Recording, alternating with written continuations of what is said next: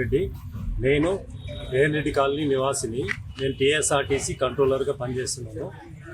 గత సంవత్సరము నా ఇల్లు కంప్లీట్ అయిపోయింది. హౌస్ నంబర్ కొరకు నేను మున్సిపాలిటీ చుట్టూ తిరగబట్టి సంవత్సరం అవుతుంది. చాలా విసుగు చెంది వాళ్ళు డిమాండ్ చేస్తున్నారు డబ్బులు బాగా. ఆ డబ్బులు ఇచ్చుకోలేని పరిస్థితుల్లో నేను ఏసీబీని ఆశ్రయించి వీరికి పట్టియడం జరిగింది. ఎంత డబ్బులు డిమాండ్ చేశారు? 10,000 డిమాండ్ చేసారు, తర్వాత 5,000 డిమాండ్ చేసారు, తర్వాత 3,500కు బేరానికి వచ్చి అది చేస్తే ఈరోజు నేను ఏసీబీ వాళ్ళకు పట్టియడం జరిగింది.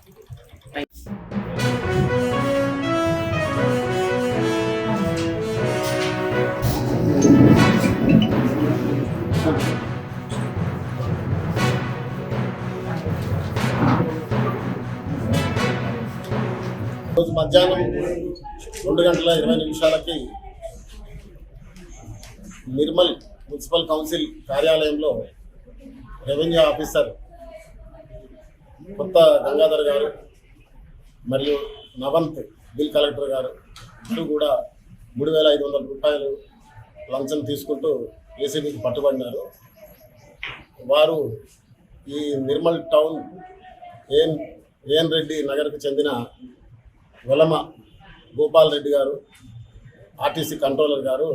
ఈయన 2018లో పర్మిషన్ తీసుకుని ఇల్లు నిర్మించుకున్నాడు. ఈ గత సంవత్సరం 2023 జనవరిలో ఐటీ నిర్మాణం పూర్తయింది.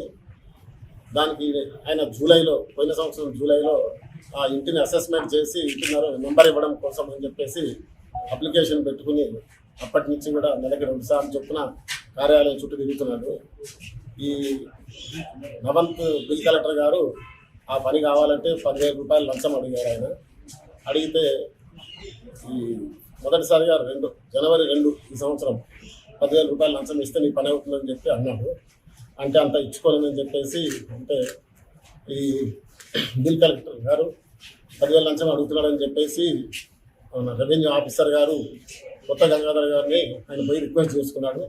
సార్ ఇట్లా పని పెండింగ్ అంటే సరే ఆఖరికి 3,500 ఇచ్చి నీ పని చేయించుకోమని చెప్పేసి గంగాధర్ గారు అనడం జరిగింది.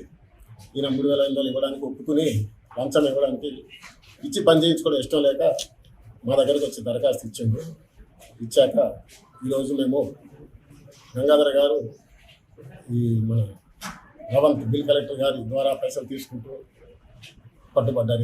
ఇద్దరిని కూడా అరెస్ట్ చేసి ఈరోజు స్పెషల్ కోర్టు కరీంనగర్లో ప్రొడ్యూస్ చేయడం జరుగుతుంది.